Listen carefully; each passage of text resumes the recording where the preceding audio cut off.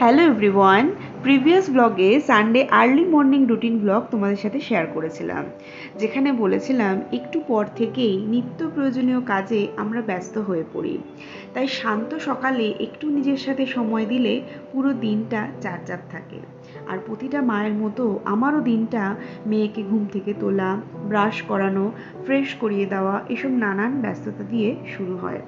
আসলে বাচ্চারা সকালবেলা প্যাম্পারিং পছন্দ করে, তারপর তো সামার ভ্যাকেশন, একটু বেশি আদর, বেশি খুনসুটি, এগুলো তো থাকবেই, তাই না বলুন? এরপর চলে আসি টিফিন বানাতে। অ্যাকচুয়ালি সব দিন যে আমিই টিফিন বানাই বা সব কাজ আমিই করি তা কিন্তু নয়। মা বেশিরভাগ কাজটাই এগিয়ে পিছিয়ে রাখে। আমি হয়তো রেগুলার সেভাবে ভ্লগ আপলোড করতে পারছি না, কারণ যেহেতু মেয়ের ছুটি রয়েছে, তাই সবসময় ও ঘরে রয়েছে, ওকে অনেকটাই সময় দিতে হয়। তাই ওর সামনে ফোন অল টাইম ইউজ করাটা ঠিক নয়। তাই আমি অনেকটা সময় নিয়েই ব্লগ আপলোড করছি, কারণ ব্লগিংটা আমার একটা ভালো লাগার বা শখের জিনিস, কিন্তু প্রায়োরিটি হলো আমার মেয়ে, ঘর, সংসার, এইগুলো। তাই আমার শখ যেন আমার মেয়ের কোনো অ্যাডিকশানে পরিণত না হয়, এটা আমাকে অল টাইম মাথায় রাখতে হয়। তো চলো এখন ব্রেকফাস্টে বলি আজকে কি কি হয়েছিল, মানে সানডে কি কি হয়। সেরকম স্পেশাল যে আজকে হয়েছে তা নয়। ওই একটু এগ রোল যেটাকে বলে, রুটি আর একটু ডিম ভেজে শসা পেঁয়াজ কুচি দিয়ে, এটা মেয়ের, রোহানের, আমার মায়ের, প্রত্যেকেরই এটাই।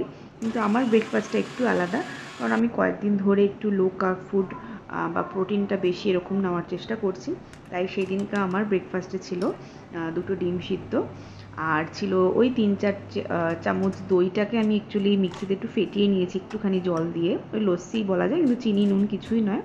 আর তার সাথে ছিল ওয়াটারমেলন। তো এটা ছিল আমার ব্রেকফাস্ট। তো চলো তাড়াতাড়ি করে ব্রেকফাস্টটা সেরে নিই, কারণ মেয়ে আর রোহান খেয়ে, টিফিন খেয়ে ওরা গেছে ননভেজ মার্কেটে কলোনিতে, যেহেতু সানডে করে আমাদের ননভেজ মার্কেট বসে, তার জন্য। তো গুজরাটে সানডে আমাদের মতো সব নন ভেজিটেরিয়ানদেরই রিস্টক করার দিন, আর সেই করতে করতেই পুরো সানডেটা চলে যায়, কারণ আজকে না ননভেজ কিনলে পুরো সপ্তাহটা না, মানে নিরামিষ খেয়ে থাকতে হবে। তো বাজার তো এসে গেছে। তো এখানে সব মাছ মাংস ধুয়ে, আবার কিছু কিছু মাছ কাটারও দরকার থাকে, যেমন এই মরলা মাছ এনেছে। তো এইগুলো সব কেটে তারপর সেগুলোকে সব পরিষ্কার করে নুন হলুদ মাখিয়ে আমি টিফিন বক্সে করে আমি ফ্রিজারে রেখে দিই। আর যেটা রান্নার থাকে সেটা আলাদা করে রেখে দিই। তো এখানে আজকে হবে ইলিশ মাছ।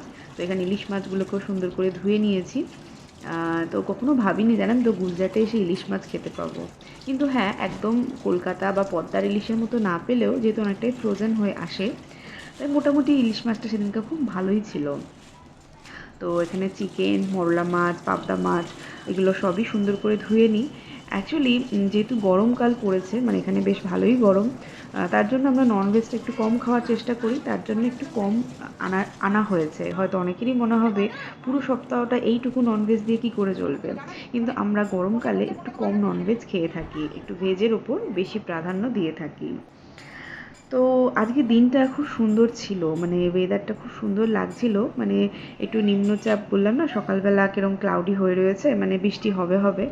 তো খুব সুন্দর হাওয়াও দিচ্ছিল, আর বৃষ্টি আসার আগের যে মুহূর্ত সেটাও ছিল।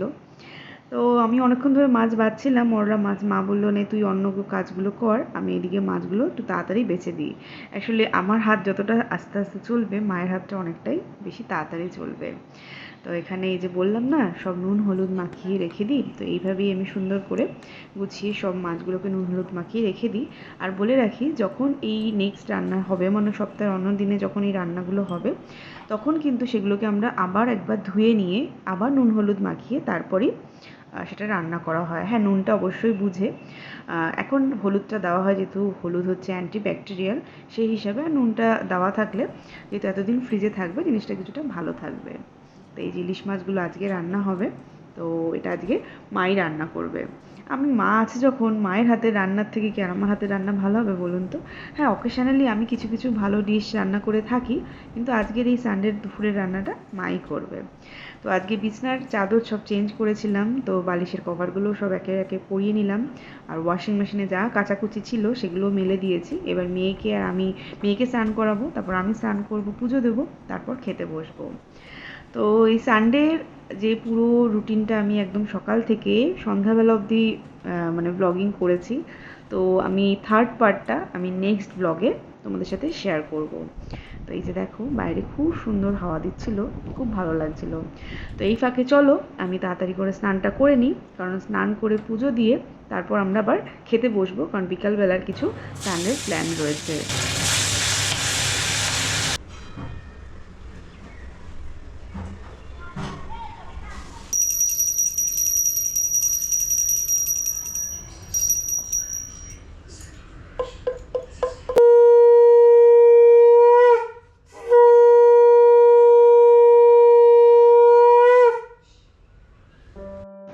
তো এই ছিল আমাদের Sunday routine blog, morning blog. এখন এখন মা খাবার বেড়ে দিচ্ছে, আমিও খাবো, রোহানকেও খেতে দেবো, মেয়েকেও দেবো।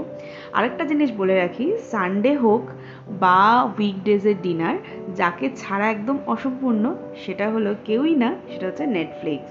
আমরা ভীষণভাবে নেটফ্লিক্সের লাভার। তো একটা নেটফ্লিক্সে সিনেমা চালিয়ে খাওয়া বা ডিনার করা, এটা আমাদের মানে একটা অন্যতম পার্ট। তো চলো ব্লগটা আজকে এখানেই শেষ করছি। যদি তোমাদের ভালো লাগে অবশ্যই লাইক করো। দেখা হবে নেক্সট একটি ব্লগে। সবাই খুব ভালো থাকবেন, সুস্থ থাকবেন। Thank you for watching. সবাইকে এখানেই বলবো টাটা।